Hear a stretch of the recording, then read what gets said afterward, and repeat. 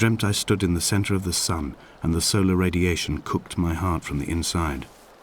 My teeth will curl and my fingernails fall off into my pockets like loose change. If I could stomach, I'd eat, but all I seem capable of is salt water. Were the livestock still here, I could turn feral and gorge. I'm as emaciated as a body on a slab, opened up for a premature source of death. I've rowed to this island in a heart without a bottom, all the bacteria of my gut rising up to sing to me.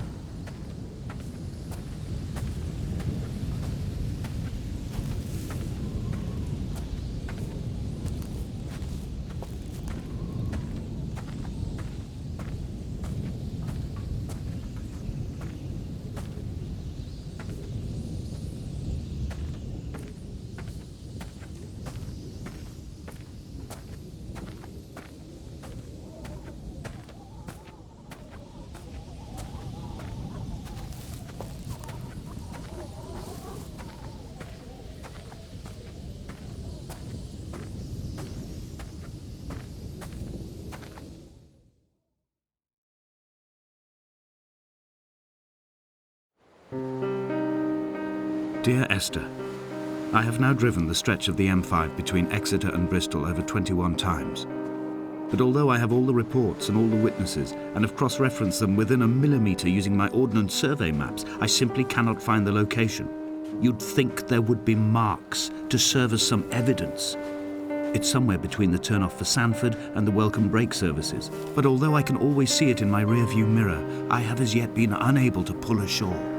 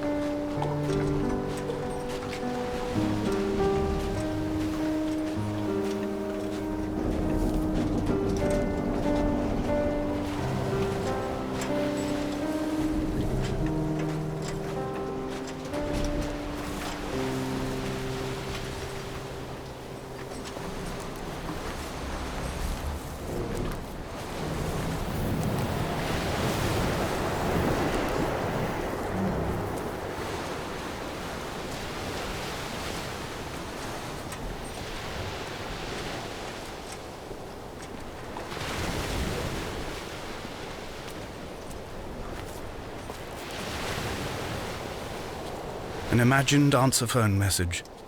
The tires are flat, the wheel spins loosely, and the brake fluid has run like ink over this map, staining the landmarks and rendering the coastline mute, compromised. Where you saw galaxies, I saw only bruises cut into the cliff by my lack of sobriety.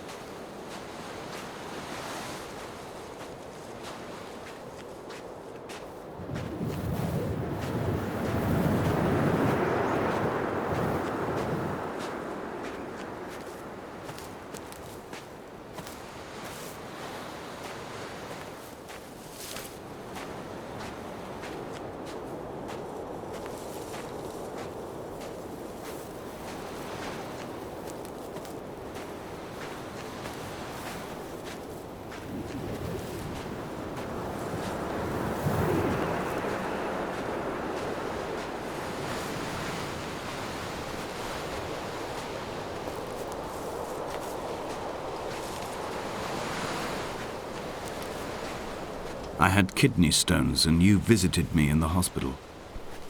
After the operation, when I was still half submerged in anesthetic, your outline and your speech both blurred. Now my stones have grown into an island and made their escape, and you have been rendered opaque by the car of a drunk.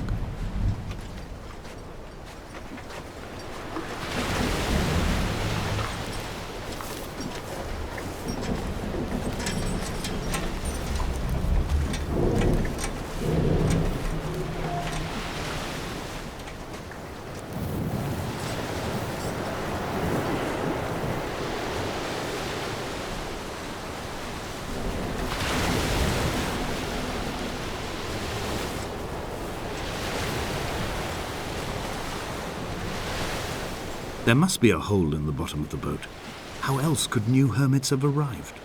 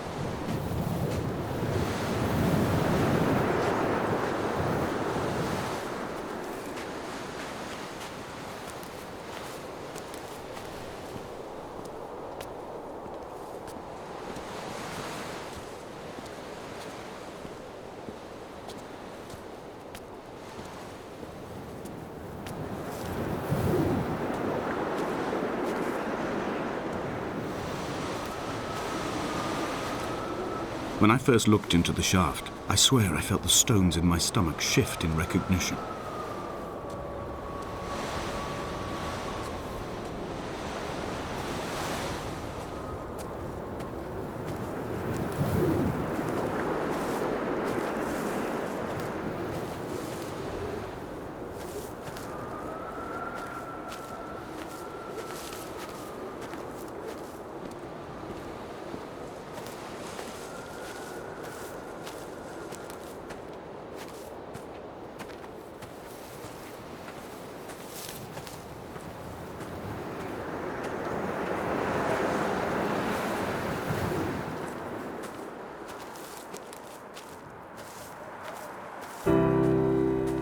I've begun my ascent on the green slope of the western side. I've looked deep into the mountain from the shaft and understood that I must go up and then find the way under. I will stash the last vestiges of my civilization in the stone walls and work deeper from there. I'm drawn by the aerial and the cliff edge. There is some form of rebirth waiting for me there.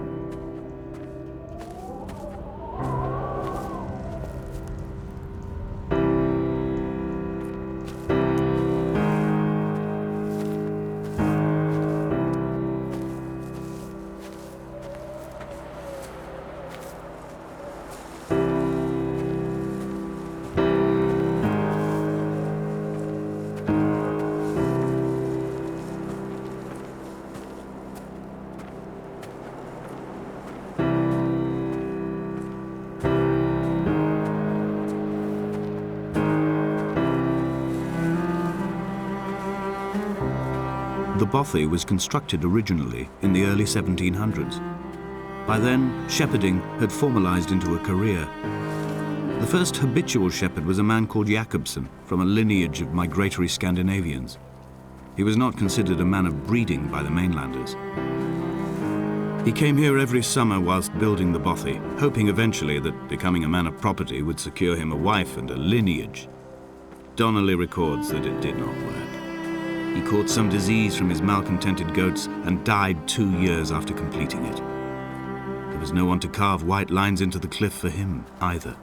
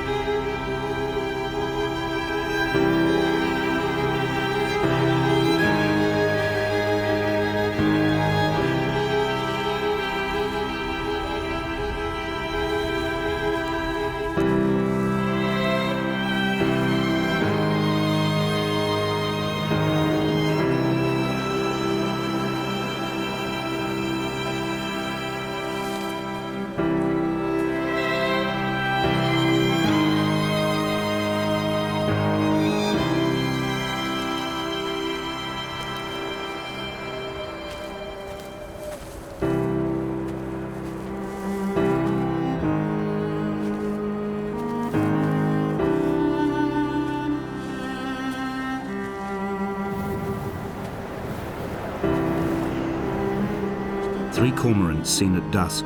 They did not land. This house built of stone, built by a long-dead shepherd.